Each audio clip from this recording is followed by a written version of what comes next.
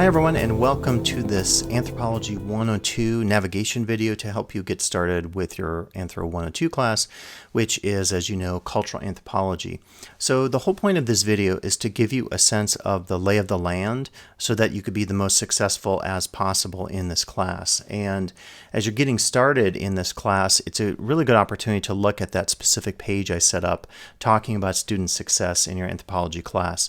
For most of these areas where I have a policy included, you can read about it, or in this case, watch the video. So I really do recommend that you watch and interact with all the material that you see at the beginning of your class in the modules called Getting Started with Anthro 102. But I'm actually jumping the gun a bit because I do want to take you through what Canvas is. I want to take you through the shell. I'll go over a series of areas that get into really the dynamics of the class, what to expect, everything from grades to how to use Canvas, how to do your discussion posts, how to interact with your other students and the instructor in the class, and so forth. So we're going to cover a lot. There's a lot of material here to cover. And in particular, if you're new to using Canvas, you may need more work on some of this than others. If you've used Canvas in the past, you might have a good sense of what to expect, but every instructor at the college is different, so it's also super important to get a sense of what each instructor's policies are, and that's this information I have here at the beginning called Getting Started with Anthro 102. But let's start at the beginning and talk a little bit about Canvas. So Canvas is our LMS, or Learning Management System. It's basically the way that we deliver online classes at LTCC. And many students across the country, many colleges and universities, probably more rather than less, use Canvas because it's such a full-fledged way to deliver a class as an instructor like myself, or for students like yourselves. It's a great way to learn the material. Now, what we have here is our class shell. So for every class that you take at the college, you'll have a Canvas shell. When you go to your dashboard, I'm not going to go through all the features. There are some really good Canvas guides for students that I've included here for you to look at. But you'll see any of the classes that you're enrolled in. If you see a class is missing and you're enrolled in it, immediately contact your instructor. There's usually a quick fix for us to go in and look at this and add you to that class. So any of the classes you have will be included here. I'll mention later you can also use the Canvas app. It's a great way to interact with your classes here at the college. So you'll just click on your class, and this is currently unpublished. I can publish it, and it will look a little bit different. And as I go through this demo today, I'm going to be jumping between what's called the student view and the non-student view. So in the student view, I see the class exactly as you see it, but I'll have to jump out of that because you'll see that a lot of the things in this class happen when you complete a previous task. So in order to do Module 1, Week 1 module, you have to first, as a prerequisite, complete all the information and material in the Getting Started module. So if you see me jumping between student view and non-student view, what you'll be seeing here is a little different than your view as what I see as an instructor. So hopefully that will be okay as you go through this today. So on the left-hand side of Canvas, you have a lot of information specific to not just this class, but your calendar. So if you click on your calendar, you'll be able to see all your assignment due dates, and you can select from your various calendars in your different classes. So it's a really nice way to get all your assignments in one place on your calendar. You could export this calendar if you want. You could do a calendar feed. And you choose on the side here on the right side which calendars you want to show up. I have more of these because I'm involved in a lot of trainings and other things that you're probably not involved in. So you could choose your calendar views here. Your inbox is really important. This is where you will communicate with your instructors, and it's a great opportunity to contact them the minute you log on. And I'm blurring some of this out to protect student confidentiality, but you'll see the message. You click on the message, and it's very easy to use. It's actually quicker than email because when you first log on to Canvas, you'll see any of the unread messages indicated by the number here. So it's a great way actually to get hold of your instructors, and they can talk back to you. So a lot of this you won't have. You're not going to have an admin setting. You will have Canvas Studio, which would be for videos that you might have in your classes. I'll embed all our class videos in our actual Anthro 102 shell. So let's just go back to that shell right now. Again, I'm clicking on the dashboard, and it should appear here. And the first thing you'll see is when you log on to the class, you'll have a series of navigation menu items, and I will go back to the student view for this. because some of these will be hidden from you. I'm only including the items in the navigation menu that you're actually going to use, so you don't have to worry about everything else.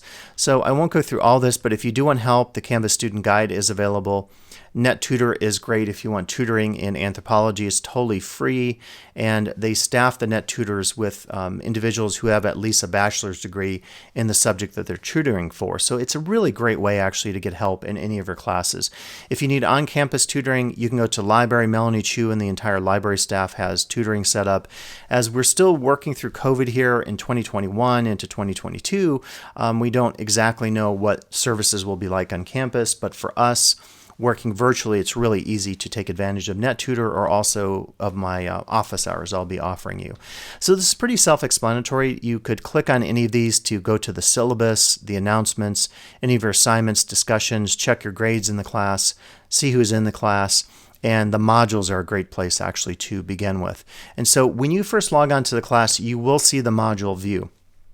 The modules, if you will, are the scaffolding that help you through the class. And it's one of the most important things, I think, in any Canvas class is to really work through your modules, because there is a specific order often that instructors have when they're trying to set up their classes so that you proceed through the class in that order, because a lot of times you have to know a certain set of topics before you can go on to the next set of topics. In an intro class like this one, Cultural Anthro 102, you often do need the bare bones information before you can get the more advanced information, and thus that's why we have this module structure set up for you. And so as you're looking at your modules, what you'll do is you'll start at the top and you'll click on, all of these are clickable, and anytime you see something here, unless it's unpublished and it says you first have to start with this module, I can click on it now as the instructor, and actually I'll just leave the student view, but you might not be able to. So if that's the case, you have to first work through all this content. So you start at the beginning, and this is actually the video I'm making now. It's blank, but this video will be right here. Once you're done with that and you watch the video, you could either click next here, or you could go back to your modules tab and navigate very specific to the content you want. So if you want to first learn about discussions, click on that. And for each of these, you'll see a header image, you'll see a video, and you'll also see then this text that really repeats what's in the video. You don't necessarily have to watch both, but I think sometimes the video is a little more expressive way to learn about content in the class than just reading the text. So you just click on the video, and you can also go directly to my YouTube channel if you want, or you could watch it here in your browser. And the video just takes you through this information. So it's pretty handy, I think, to watch the video just because it is a little more interesting maybe than just reading a bunch of text, but that's totally up to you. Now, anytime in a module that you see something that has a date and point, you know that that is potentially something that is due and that has points or a grade associated with it. The opening survey here is ungraded, but I'd still like you to do that, and there's a due date. The Getting Started quiz, which covers everything in this Getting Started with 102 module, is graded. And so what you'll do is you'll click on that, and then I'm not going to preview it because you'll see the answers, but you'll just start that. All the quizzes in the class, all the writing assignments in the class will be set at 24 hours, and that's a really, I think, generous amount of time. Most of these quizzes have, I think, 6 questions. This one has 10. You're not going to need 24 hours, but it's more time than needed if you need to go back to your text and consult information or watch part of a video to get an answer. By the way, everything is open book in our class, so when you take your quizzes, when you do your writing assignments, as long as you don't plagiarize, and there's a very important page about this in my policy section, you're fine. So you can use your book, you can go back to the videos, you can have everything open while you're working on this. And that also makes it, I think, a little bit generous for you in terms of being able to succeed in the class. So once we get past this Getting Started with Anthro 102, which I'd like you to complete in your first week of the class as quickly as possible, then you'll start working on week 1. And the structure of the modules is as follows. You'll typically have the topic listed, and these are indented here, so we'll talk about what is anthropology and the history of anthropological ideas. And then you'll have your learning objectives listed, so you can click on those and you can learn what we're going to be studying in this particular section of the class. You can use the next button or go back to your modules to view this. And if there's a reading, it'll have your reading listed. And by the way, the reading for this class is totally free. It's a freely available open source text called Perspectives, an Open Invitation to Cultural Anthropology. For each week's readings, I have it hyperlinked for you. You could click on that, and you will then be taken to the text. And as you can see, it's a PDF file. If I wanted to, I could download it at this point, or I could read it online. If you ever want other versions, like an EPUB version of the text, click on the link included with your readings, and then it will tell you that you can read it online, download chapters, download the book, or order a print version. And I don't recommend ordering a print version, and it looks like now it's currently really expensive, which is crazy. I'm not sure why it's oh, it looks like the newer version. The old version is $125. So $30 for the newest version of the text. You don't really need that though. I think you can save the $30 and use it for something else and instead read it online. If you ever want to print something out, you could do that. You're going to eat up your toner cartridge because there are a lot of photos and images, but totally up to you. But that's what you'll see in terms of your reading. I'm just continuing to click next on the modules.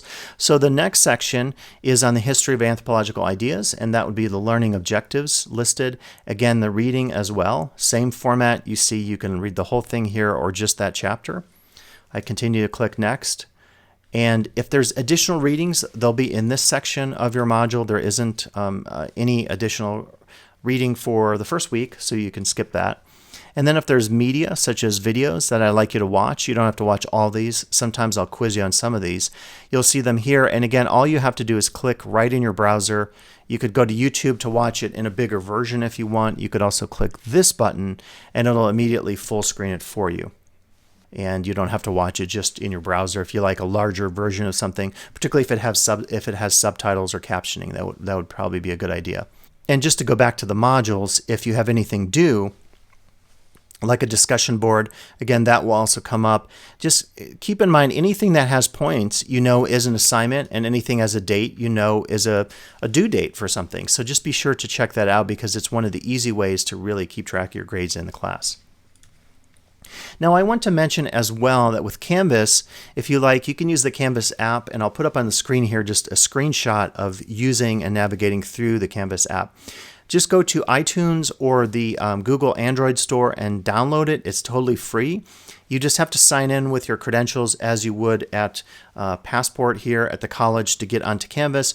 Once you do that, you can use it on your phone. And I actually recommend it. It's really easy to use. You can read your assignments there. You can do your discussion posts. Sometimes I will grade using my phone, which is recording for me here today. And you can also use like dictation feature. You want to go back and check your work, but if you speak into your phone and into the Canvas app, it'll translate your spoken word into written word, and it makes it kind of easy to do some of your work in this class. So if you love apps, if you love using your phone, I remember being in Europe on trains, doing some grading on my Canvas app. And there's a teacher version and a student version. Be sure to download only the student version because that has the functionality that you need as a student in the class, since you're not teachers in the class. But really great to use, and as you can see here on the screen, you can look at everything, you can look at the modules, you can look at your discussion boards. It's not as full-fledged as going onto the web like anything else. Like if you're doing word processing on your phone, it's harder to do than, say, do it on your computer. But it really gets the job done, particularly if you're trying to do your discussion boards. If you're trying to get caught up on some of your readings in your classes, it's a great opportunity to use the Canvas app. So if you want to download that, go for it. I think it's a great app. I use it all the time myself. The teacher version of the app, you'll get the student version. So definitely take advantage of that if you want to do your Canvas classes while you're on the go. I'm just jumping back here then to our module structure. Just want to make sure that this is pretty clear for you. So again, when you log on to home, you'll see all your modules, and this is the place to really interact with the class because again, everything goes in order. The topic, the learning objectives, the reading, another topic, objectives, the reading, any additional reading, and let me show you week 2. There is some additional reading, so I'll show you what that looks like. I usually have a thumbnail here and a link which either takes you to a PDF in the class or it takes you external. I try not to include external links if they're dead links or if they're pay wall links. So if that's the case, I try to give you the PDF. I have quite a bit of my work included here. For example, one of my articles on culture sampling. All you do is click on it, and if it's a a slow connection you have, it may take a little bit of time for the PDF to load. If you see it spinning, there's nothing wrong with it. It just takes a second. At this point, you could read it online as I'm doing here. I could scroll through the text, or I just go to the top and click download. Once I download it, it goes to wherever my download folder is inside my computer, and I can read it there as a PDF, and I can even read it offline if I'm not currently hooked up to Wi-Fi. So totally up to you, but these are additional readings that will supplement what we're talking about in the class. In a few cases, you will get quizzed on these readings or the videos, and if you do, the key is to remember I will always list the name of the reading. So I will say, in my article, Culture Sampling, what was one of the examples I used, or what was the first example I used at the beginning of the article to describe something about cultural appropriation. So I'm always going to tell you exactly where to find the information for your quizzes. So don't worry about that. It's not like I'm going to quiz you on every single thing in a given week for the class. These are supplemental readings, so they help expand some of the conversations that are in the textbook. They take it into new realms of research and different contexts that aren't there. For example, some of my research as a professional cultural anthropologist studying a lot of these issues, writing about tiki bars as an example. So you can look at this and see it as a supplement to topics that get considered in the text. But because we all research different things in anthropology, we tend to highlight our own research initiatives. And one of the things I'm doing in this 102 class is giving you a sense of what anthropology is as a professional working, publishing, presenting, consulting anthropologist, working in the corporate world, doing things for Walt Disney Imagineering, ABC, Pixar, as a consultant in anthropology. And also doing a lot of publishing and editing over, I believe, 6 or 7 books. I'm starting to forget. You lose track after a while, but I'm sharing some of that information with you to give you a sense of anthropology, not just as it exists in your textbook, which can be kind of dry and stale, but in the real world, going to conferences, working with people in corporate consulting efforts, doing research, writing about my research, presenting it to the world. So you have an opportunity to really understand it from these multiple perspectives. So hopefully that gives you a sense of just the rhyme and reason behind including additional readings. They supplement, they highlight some of my work, they give you a broader perspective of anthropology, not just from a textbook. And again, in any class that you take, a textbook is a limited document. It does a lot of great things and introduces a discipline to you, but it's lacking in some respects because you're only getting particular bits of information of the authors who wrote those texts. And so I try to supplement it as a way of giving you more insights outside of just what those authors think about cultural anthropology. Again, as we looked at before, the media is included here. And I include a lot of the media because, again, in an online class, it can get really boring just having a bunch of text. I have some of my lectures as well. You can watch some of this, and it really supplements what we're talking about in the class.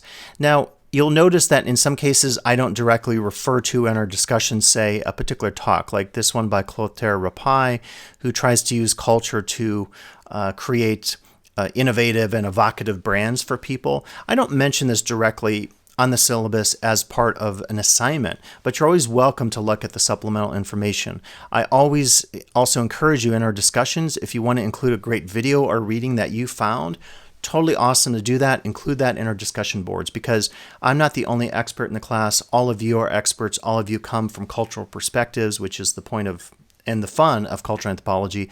So please include media, include readings, anything that you find as part of supplementing and creating a greater conversation among our classmates here in cultural anthropology.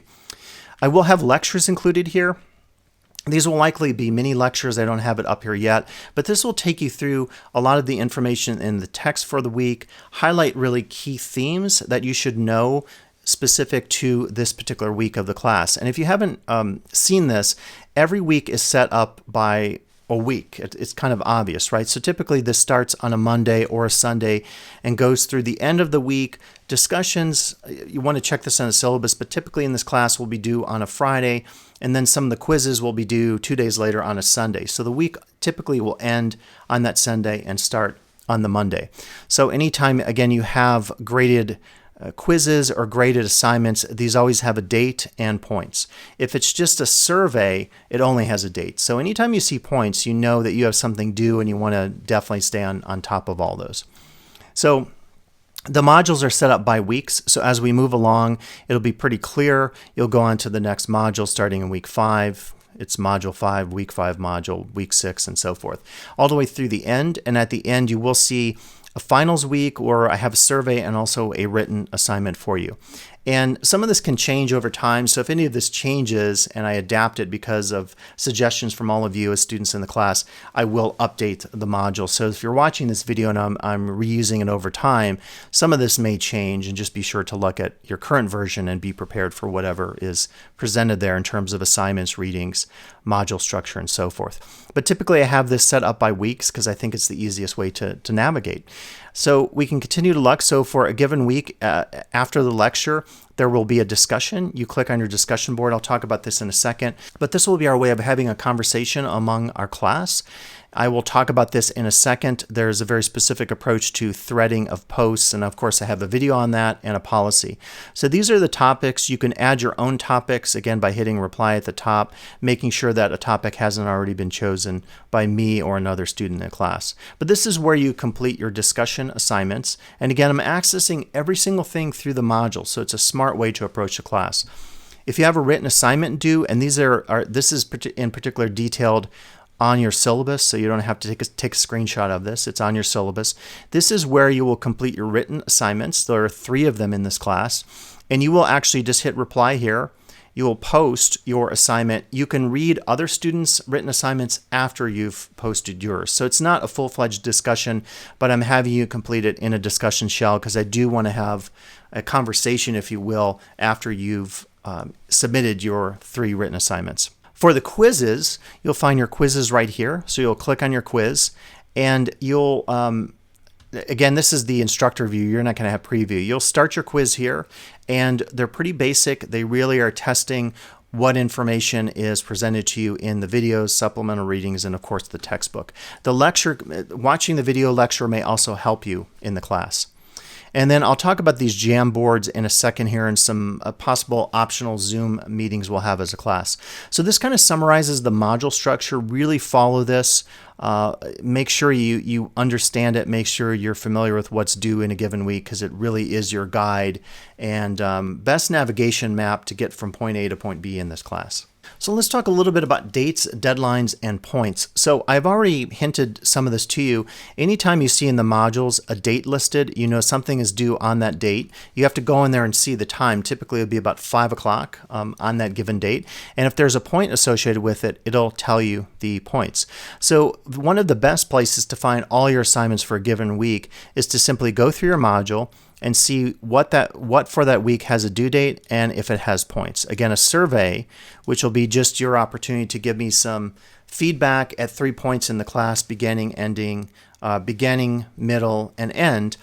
Surveys are not graded, but I would like you to complete them. But as far as anything that has points as well as a date, you know that that's an assignment.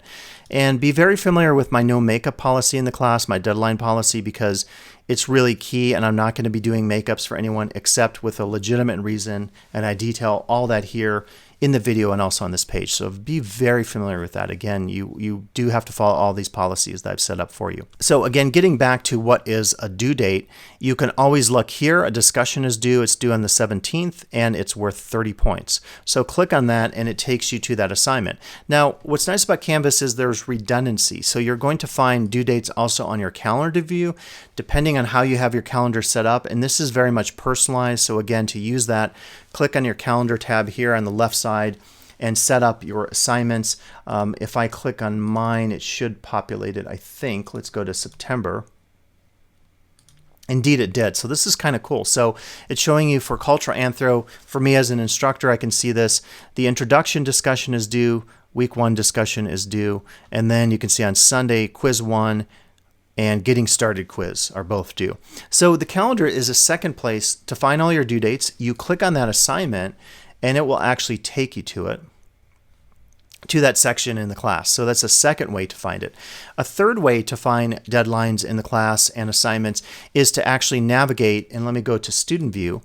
You will click on the particular thing you're trying to complete. So if it's your discussions, you click on your discussions, and all your discussion posts will open up, and then you click on those, and you can complete them inside then of this section of Canvas. So the fact that there's a lot of redundancy in Canvas makes it a little bit easier for you to find all your due dates, to know exactly where you need to go to discover that material that you need to complete for the class. So I think overall it's pretty easy to discover where assignments are and their due dates. Again, my recommendation would be to use the module structure, but if you want to use the Canvas calendar, which is on your left tab navigation menu, or you want to click on actual assignment types, you can find the information there as well. And for further redundancy, so 4 places, and I'm emphasizing this because I'm not one of those instructors who likes the, I didn't know when the assignment was due. I would just advise you never say that to me, because it's ridiculous, because literally this is the 4th redundancy built in to show you when your due dates are. And so every week I'll actually tell you, for week 2, I'll say, don't forget about the work due this week, week 2 discussions, week 2 quiz, written assignment 1. And I say this, and I mention this in my deadlines and makeups policy, because I've had students in the past say to me, I didn't know when the assignment was due. And it's like, the issue there was not me, the instructor, not telling you or surprising you with a quiz that you never knew about. The issue was you never actually went in as a student, took responsibility, took your calendar and committed, whether it's a paper calendar or your phone, and committed these to memory such that you knew when they were due and you turned them in before the deadline. So I mention this because I hear that excuse, and it's not an excuse that I really think is legit at any level when there's 4 levels of redundancy built in for your assignments and the due dates and so forth. So again, probably modules is the best place to look for anything that's graded, because it'll give you the due date, the points, and you can click right there and get started. Now, to learn about your grades in a class, you're going to click on the Grades tab. And I'm going to actually blur out some names here. But what you'll see is you'll scroll along, and the view is going to be a little bit different for instructor and student because I can go in and put your grades. But you're going to see your grades for your various assignments, including your quizzes, including the written assignments and discussions. And it's a great place to really check in on your progress and see how you're doing. And again, I'll have those surveys set up 3 times in the class to also ask you to reflect a little bit on your progress in the class, and hopefully some improvement if you're falling behind at any level. And as far as the points in the class, I'm still currently finalizing. I'm doing an entire reboot of this Anthro 102 class from the ground up. Everything is different, including the textbook, all the lectures, all the readings, everything. So I'm still completing the syllabus, but when you click on the syllabus here, it will tell you in addition to everything that's due. And oh, by the way, this is the 5th redundancy built in. When you click on the syllabus, it tells you in calendar order all the due dates for everything in your class. So there's actually 5 places where Canvas lists your grades, or I list your grades. So another place to see it, to see these assignments that are coming up. You'll see here in this section here, though, it will have your syllabus text, and I have the point breakdown for the entire class. It's based on 800 points, and basically every 10% is a letter grade. So every 80 points, 720 to 800 is an A, 719 to whatever is a B, and so forth. So it's pretty easy to figure that out just as far as what you need in the class to get a particular grade if you're thinking about it in terms of grades. And I always say that it's best not to just think about a class only in terms of grades, because it's a very instrumental way to approach your education. And we'll talk about 102 being a class where you can do a lot of work on perspective and understanding the world and coming to terms with the world. And that's the best thing about taking a class like this. It's not thinking only about getting an A or B, although I realize people do think about grades. I thought about grades when I was a student as well. But so 5 places there where you can look at your grades. But once you click on the syllabus link, it will have all the information about the points in the class, the breakdown of all the assignments. You see that here as well. But if you want a more global perspective on that, read the syllabus for that information. And let me just mention real quick then, so in addition to grades, you will see these surveys. So as you go through the class, you'll see one at the beginning, and the survey, I'll show you this, is basically going to be a way of assessing how you feel about the class. So at the beginning of the class, I feel confident, anxious, somewhat in the middle. To be successful in the class, I need to do the following, and then you can type an idea about how you might stay focused in the class and make sure that you're successful. So these are ungraded, but I really do want you to complete them because it gives me a sense as a class how you're feeling about things. So week 1 will have one. You'll get one at the midterm time. which will be I think I put it week 6 or 5, week 5, October 17th. And that's just sort of checking in with you and saying, how do you feel about things? Are you doing okay? Where could you improve? Is there anything I can do to help you to improve? And at the end of the quarter, I'll ask you to take the end of class survey, which will ask you one thing you liked, one thing you might change about the class. If you feel like that anything needs to be changed, you can put that there. And then how much work did you do in the class? Was it more or less, or about what you expected in terms of week 11 versus week 1? If you're taking this class in the summer, week 6 or 7 versus week 1. Our summer classes are about half the time of a traditional full-term class. And by the way, if you're taking this in the summer and you're looking at this, it won't be set up your modules in terms of 11 weeks. It'll be set up in terms of 6 weeks. So we compress things a little bit. Summer is pretty challenging as far as taking a class because we're doing things twice as fast in that class. So hopefully that makes sense in terms of grades and surveys and what information you might provide to me so that I can help you with anything that you're falling behind in or any additional information that you might need. Let's talk about topics, textbook, readings, and media. And I've already covered this. I'm not going to cover it again. But basically, the topic for the week is always listed in your module. The reading and objectives are here. And then any of the additional reading and media is also included in that module. So I already covered that, I think, pretty well. I won't say anything else about that. I did mention that if there's a lecture for the week, that will be included in your module structure for week 2. Lecture 2 will appear here. It will be a video, you watch it, and it'll help you supplement the information in the text, in the readings, and in the media for that week. Going through some of the other things you'll be completing in this class. We've talked about some of this already, but under assignments, you can find your written assignments. They also include discussions. It's a little confusing. They basically lump everything in assignments because anything with a point in Canvas is considered an assignment. You don't see the surveys here, for example. So going through these, when we work on a quiz, again, you'll click on your quiz. Typically, probably in your module structure, you will start your quiz. If I hit preview here, it's going to say in student view, the quiz is locked until a particular date. So quizzes open up at different times in the quarter. I always at least have them open a week before they're due or so. The first week is a little bit different. You do have 2 quizzes due in the first week. You'll start the quiz at this point. Again, it'll either be 10 questions for that getting started quiz or 6 questions worth 5 points each for your weekly quizzes. Weekly quizzes will be drawn on primarily the readings for that week. So if it's week 1, I'll quiz you on chapter 1 reading and also chapter 13 reading. And then from time to time, I may throw in one video. I will mention the name of the video, or an additional reading or 2. I'll mention the name of the reading. And the good news is when you start the quiz, you can take 24 hours to work on all that. It's not going to be mind-blowing, in-depth stuff. It's going to be, did you do the reading? Did you watch the video I'm asking you to watch to make sure that you have comprehension of the ideas? So it's going to be very basic in the sense that you can find the information pretty easily, particularly if you've watched the video or done the reading that I'm asking you to read.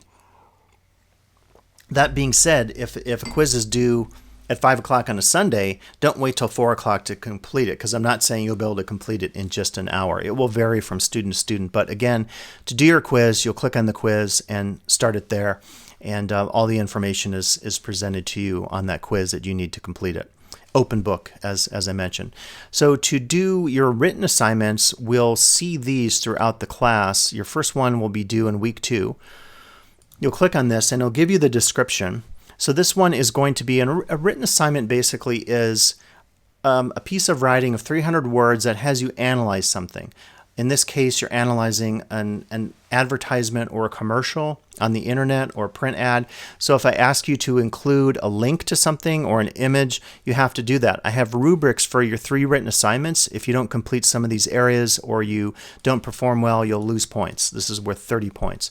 If you have a lot of issues with spelling and grammar, you can definitely lose a lot of points. If I asked you to do something like include a link, a video, or still image of the commercial, in this case as you're analyzing, you don't do that, again, you're going to lose points. So for each of these assignments, you're going to see a rubric, and I'll just show you the other 2 so you have a sense of this.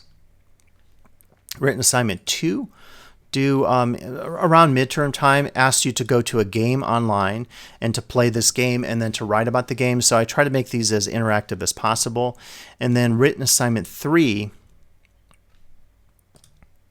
is the end of the quarter, and this asks you to also go to a website to interact with the website about the Anthropocene, which is the era of human impact on the environment that we're living in.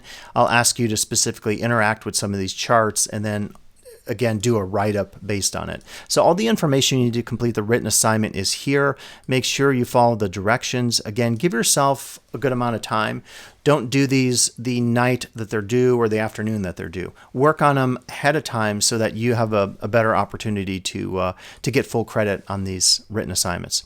So through your written short papers, these are not papers that have citations. Don't include any citations in anything that you write in this class, unless on the discussion post you maybe want us to look at a reading or a video online that you find interesting. That's fine. But for your written assignments, don't do any kind of citations or bibliography. You don't need to do that. And by the way, I detail all of that in the writing tab of your Getting Started module. So if you click on Getting Started and click on Writing, you're going to find all this laid out in detail about plagiarism, word counts, good writing form, and so forth. By the way, in terms of word counts, anytime you write something in Canvas now, a new feature, like if I go to my discussion board and I do a reply, it will give me my word count right here. See on the right corner there, it'll tell me how many words as I'm typing it. So you don't even need a word counter because it's built into the Canvas. We call this the rich text editor, and it's where you type things. It's where you select links if you want. You can include your images, any videos, things of that nature. You can even do bulleted items. It's a light version of a word processing program like Microsoft Word, so pretty easy to use. I'll hit cancel on that, but just wanted to mention that in terms of word counts, always available in the rich content editor inside of your Canvas class on any assignment. Now let's look at discussions. So again, discussions are the place where you will interact with me, the instructor, and other students. At the beginning, I'll ask you to do an introduction discussion, telling us who you are, what you like, why you took the class, your favorite hobby, etc. For our typical discussions, you will have to write per week, and this will again change if you're taking a summer class, but in a regular term fall, winter, spring class, 2 discussions for the week, 200 words minimum. I'm not going to go through this now, but I have a guide available at the top of all your discussion pages that talks about how to thread your discussions. Super important that you follow this. If you don't follow this after the first week of the class, I will deduct points for this. So just be sure to follow this information. It's really important. I'm seeing here that I have a video actually that's missing, but there's a video that will be right here that will tell you how to thread discussions in your anthropology class. So you can read this or watch the video or do both. So once you figured out threading in your class, you'll be able to then figure out how to do your discussion posts. Again, you're either going to reply here or here if it's a new topic here, but you do have to read all the previous topics. What I've done for you for every week is set up some preset topics that have a bolded word or topic. And if you're doing your own as a new topic that isn't already here, I do recommend that you bold the main topic. It makes it easier for us to read it. And then this is where we will have conversations about our class. And again, follow the rules of etiquette that I have set up in my student behavior policy page. And it's a great opportunity, though, to really have good conversations in this class based on our discussion boards. So those are the discussion boards, and that's how you can find them in the class. Now, another feature, already mentioned it, but just mention it again, you can get announcements. Announcements will appear in your class. You could always click on the announcement tab and then look at the current announcements. Unfortunately, just for me, the announcements are set up based on your own account. So what you have to do is go to your account and click on notification, your account tab on the left in Canvas. Once you've done that, you can go in and customize exactly what you want to see. So at this point, I can decide, do I want information coming to my email? Which email? Do I want notifications pushed to me? Information about grading, submissions, discussions, anything. So if I want the announcements and other notifications in the class, again, I have to go in, you have to go in to your account and personally make some decisions. We can't control the exact nature of what your class looks like in terms of announcements or calendar items. So that's kind of on your own. So I just mentioned there's a little bit of independence, a lot of independence actually built into an online class. So just be sure to set up any of that ahead of time, because I wouldn't want you to miss out on some of that stuff if you want all your notifications, your calendar items appearing and so forth.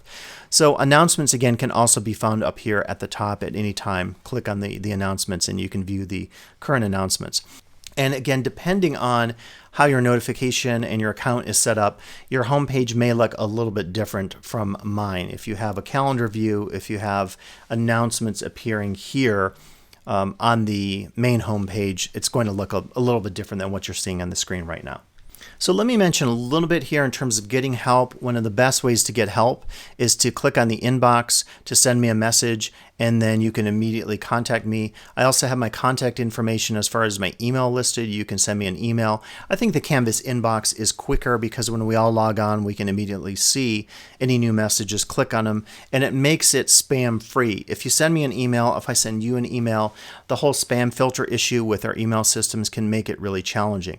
And I realize that a lot of you as students at LTCC don't use your LTCC email, which is perfectly fine. So my preferred method of contact that I list in the syllabus is for you to use the inbox, and I'll respond to you on the inbox. As far as getting help, another handy thing we're going to be doing this term, and I'm going to experiment with it and see how this works, so this will change over time, is I will likely have some Zoom sessions, and those will actually appear. If there's an optional Zoom session, you'll see a little board here, and I could just show you what that will look like. I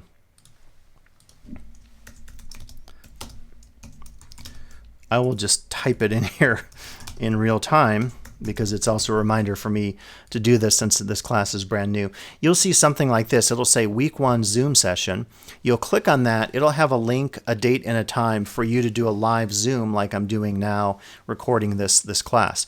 Going along with that live Zoom, I'm having something called a Jamboard. So you'll click on the Jamboard. It will take you to a free Google tool that is basically like, think of it as virtual sticky notes. So you can go in here, you can type a comment, an idea, you can change the font, you could change the color of the text, and then that will appear here on our board.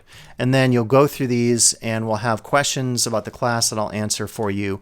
We'll have questions about the quiz and so forth. So if we do these optional Zoom sessions, just to talk about this, because this is a fully virtual class, meaning that you don't have to do anything live on Zoom.